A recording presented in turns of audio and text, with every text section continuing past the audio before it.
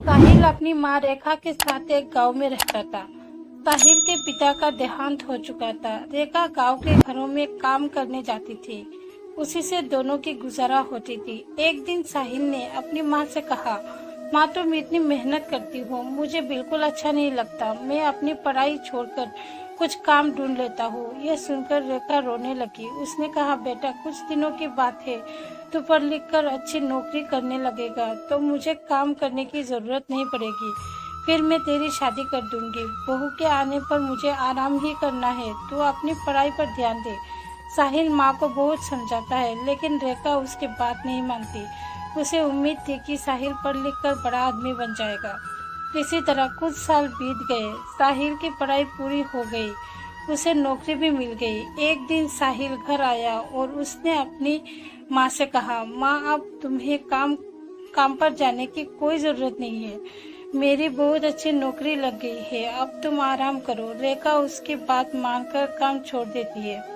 कुछ दिन बाद साहिल के लिए एक बड़े घर से रिश्ता आया। रेखा बहुत खुश हुई। उसने खुशी खुशी साहिल का विवाह कर दिया। अपनी नई बहू मीरा को पाकर रेखा बहुत खुश हुई। वो अपनी बहू को कोई काम नहीं करने देती, सारा काम स्वयं करती। मीरा सारा दिन बैठी रहती। एक दिन साहिल ने अपनी माँ से कहा, माँ तुम मीरा से भी कुछ काम करवाया करो। इस उम्र में तुम काम करती हो और मीरा बैठी रहती है। ये सुनकर मीरा ने कहा, मैंने तो माँ जी से कोई बार कहा है काम ना करने के लिए, लेकिन ये सब वो अपने आप करना चाहती है। साहिल के कहने पर मीरा अगले दिन से रेखा के साथ घर के काम करने लगी। कुछ दिन बाद रेखा की तबीयत खराब रहने लगी। अब सारा काम मीरा को करना पड़ता था। कुछ दिन बाद मीरा का स्वभाव बदलने लगा।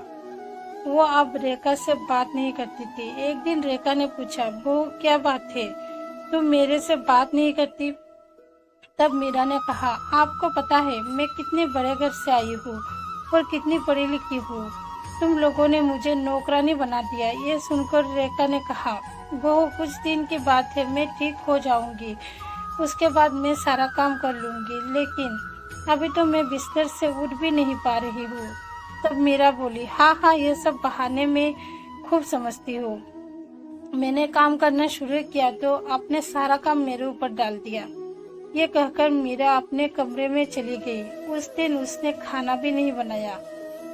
शाम को जब साहिल घर आया तब मीरा ने कहा, सुनो जी मैं इतना काम नहीं कर सकती, इसलिए मैं अपने पिता के घर जा रही हूँ। तुम्हें अपनी माँ की सेवा करनी है तो करो, मुझसे ये सब नहीं होगा। ये सुनकर साहिल गुस्से में बोला, मैंने शादी अपनी माँ को आराम देने के लिए की थी। अगर तुम घर का काम नहीं करोगी तो माँ इस बीमारी में कैसे काम करेगी? ये सुनकर मीरा गुस्से में अपने घर जाने के लिए चल दी। तभी रेखा ने उसे रोका और कहा, बहू इस घर को छोड़कर मत जाओ, मैं सारा काम कर लूंगी।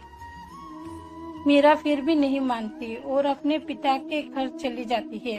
उसके जाने के बाद रेखा रोती रहती है। साहिल कहता है, माँ तुम क्यों रो रही हो? उसका गुस्सा कम होगा तो वो आ जाएगी। ये सुनकर रेखा कहती है, बेटा तू अभी उसे लेकर आ और जब तक वो नहीं आए तू भी उसके साथ रहना।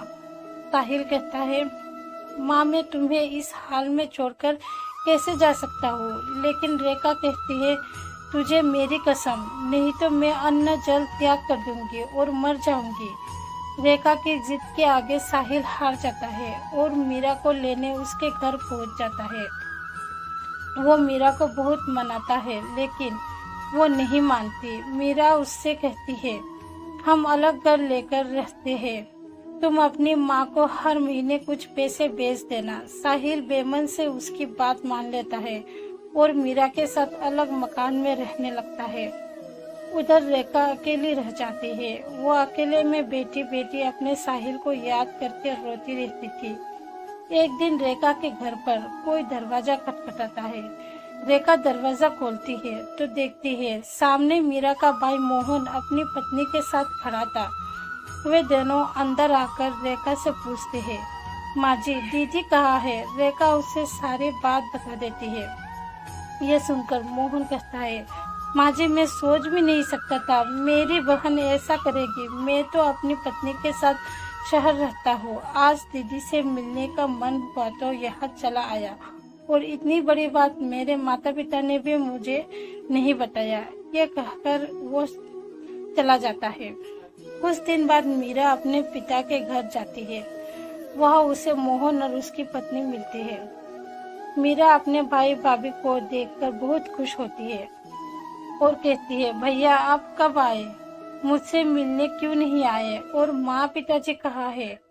तब मोहन ने कहा, मेरी पत्नी माँ पिताजी के साथ नहीं रहना चाहती थी, इसलिए मैंने उन दोनों को घर से निकाल दिया। और तू भी अब कभी यहाँ मत आना। ये सुनकर मीरा के होश उड़ जाते हैं। वो रोने लगती है और कहती है, भैया आप मुझे इतना प्यार करते थे, आप कैसे बातें कर रहे हो? और इस उम्र में माँ पिताजी कहाँ जाएंगे? आप इनके साथ ऐसा कैसे कर सकते हैं? तब मोहन कहता है, जब तू अपनी सास के साथ ऐसा कर सकती है तो मैं क्यों नहीं कर सकता? मैं भी तो तेरा भाई हूँ। ये सुनकर मीरा को अपने किए पर बहुत पछतावा होता है। वो भागकर अपने घर पहुंच जाती है और साहिल के पैरों में गिर जाती है। साहिल के पूछने पर वो सारी बात उसे बता देती है और कहती है, मुझे माफ़ कर दो और माजी के पास ले चलो, मैं उनसे माफ़ी मांग लूँगी।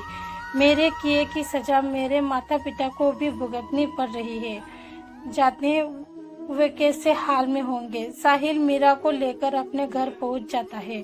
घर में घुसते ही मीरा रेखा के पैरों में गिर जाती है और अपने किए व्यवहार के लिए माफी मांगती है। तभी दूसरे कमरे से मोहन अपनी पत्नी और माता पिता के साथ बाहर आता है। उन्हें देखकर मीरा रोने लगती है। तब मोहन उसे बताता है, उसने माता पिता को छुपा दिया था ताकि तुझे तेरी गलती का एहसास हो सके। मोहन के माता पिता भी रेखा से माफ़ी मांगते हैं। इस तरह साहिल, मीरा और रेखा तीनों खुशी खुशी एक साथ रहने लगते हैं। तो दोस्तों, अगर आपको ये कहानी पसंद आया तो प्लीज़ मेरे चैनल को लाइक, शेयर और सब्सक्राइब ज़रूर कीजिएगा और कमेंट में अपना सुझाव ज़रूर दीजिएगा।